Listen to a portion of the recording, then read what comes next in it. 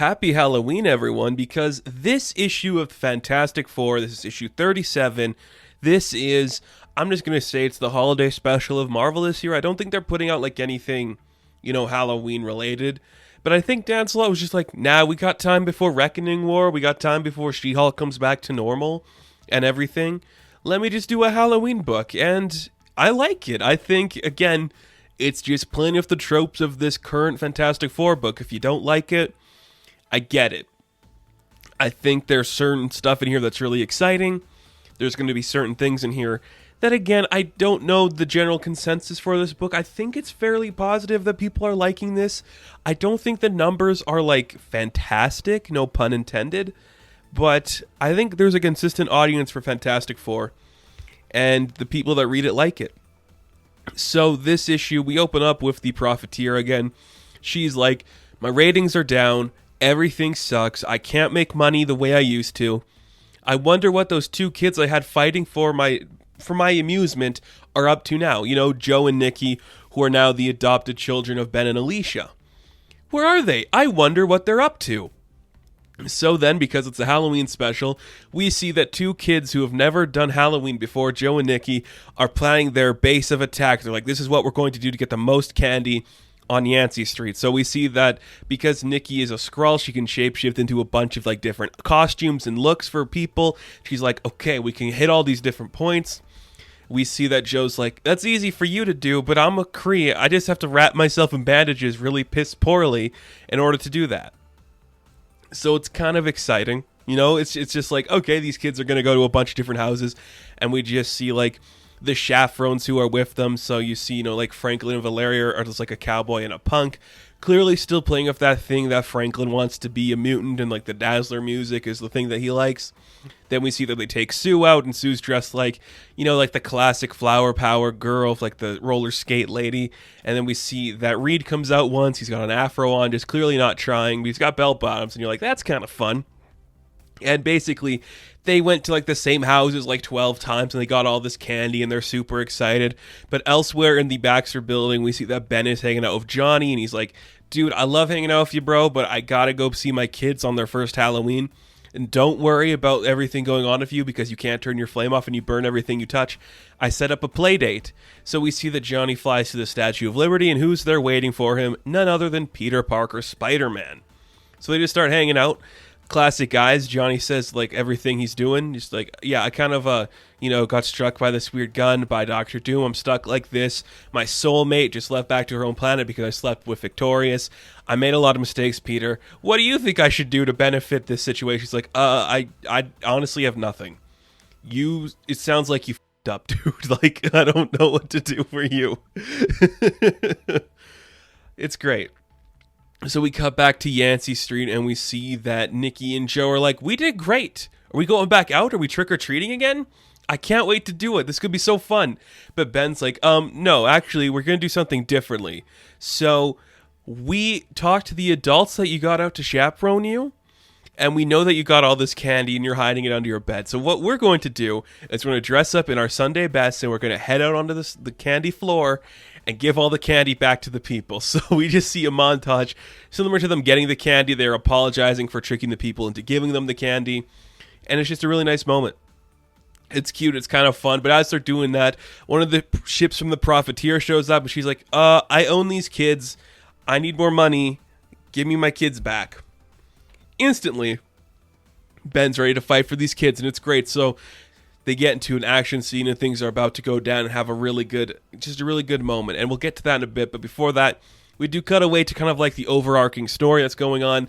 In the last issue, we did find out, or was it the last two issues? Which one? 35, right? 35, I think, is where we had the big special. I can't remember now. But we recently learned that Reed has a secret sister that his father said you have to find her. And that's kind of like the plan going on. But Reed just keeps watching the recording and trying to figure out, like, what does this all mean? And basically it comes down to its conclusion, like, all these secret families, all this time away and doing all these random things, there's one thing I don't understand is, like, why did he keep leaving me and my mom? Like, why did he go to all these other places, but he left us? Why weren't we enough for him? Why wasn't I enough for him? and he breaks down in Sue's arms. And I'm like, yeah, I buy that. I think it's a good read moment. It's like personal, it's intimate, it's closed off from the rest of the world where his vulnerabilities aren't being shown. It's just to his wife. And that's very Reed Richards. And I think that's kind of cool. So we cut back to the fight. We see that everyone's kind of doing good. You know, Nikki and Jo are having the time of their life, just beating these guys up that tortured them for so long. Suddenly, Nikki gets hit by this weird gas, and this just sets Jo off. And he's like, I am not going back there. We are not doing this again. And he just screams, and he starts killing a bunch of the soldiers, attacking them. We see Ben freaking out. We see Alicia freaking out. We see the Profiteer freaking out. And she's like, damn, what is going on here? But then we see Johnny and Peter show up just in time to stop some stuff from happening. But after just like a bloodbath and this rage fueling Jo, Ben finally gets him to stop, and he's kind of broken. It's just terrifying to see. Then we see Alicia ran back inside to one of the houses there, and she's using this like special clay that we know can like, I think it's just like she can use it to alter people in a certain way. I can't remember the last issue we saw this in, but basically she wants to like change something about her son. And we see that her father, the puppet master, remember, he's controlling the old man that brought her into his house. It's like, this is everything you don't want to do as a parent. Like, you were something of a troubled child, and I did stuff to you that I now regret. So doing what you're trying to do to your son is not the proper parenting technique. And I'm trying to tell you that without being conspicuous. So it's like, okay, puppet master's getting her to stop. So she stops, and she doesn't sculpt her son. Then he's kind of like, you know, reconvene outside. They have a heart-to-heart with their son, and Ben's like, look, this family doesn't kill people. We are good people, and I know you keep saying that you're a soldier, son, but I'm telling you now, you are not a soldier. You don't have to be a soldier anymore. But Joe is kind of like, break it down like, oh, that's all I know. I can't do anything else. Like, that's everything I am is a soldier. But it's like, no, you're my son. You're no longer Joe of the House Venn. You are Joe of the House Grimm. And he kind of like gives them all a hug. He's like, yes, father. And he just struggles to say father, but he manages to slip it out. And it's nice. And it ends on, you know, like a classic Dan Slott joke. And it's just like, hey, if you guys are like done fighting these like people, there's something that needs like our attention. Alicia, you wouldn't happen to be like good at sculpting metal, right? And we got to the last page reveal where Johnny, spending time with the Statue of Liberty, has literally like burned its arm. It's going to fall off. And thus ends the Halloween special. And I'm like, that's very strong. It's some personal family stakes for all of our characters. Johnny with one of the most important relationships in his life. We see Reed with one of the most important relationships in his life. Ben and Alicia doing the parenting thing, which is cool to see. All of this works really well, and it makes for a very fun read. It's just a solid Halloween book. Like, it's not over the top. It's just kids who've never done trick-or-treating before. They exploit the system. They get attacked. It's cool. And a rare puppet master appearance is never a bad thing, so I commend this book for taking some fun chances and doing some cool stuff. I actually enjoyed myself, which is pretty cool, because I think the next couple arcs coming up in this book are going to be very heavy and interesting. So take a break for Halloween. I have no problem with that whatsoever. So Fantastic Four issue number 37. I'm going to give an 8 out of 10.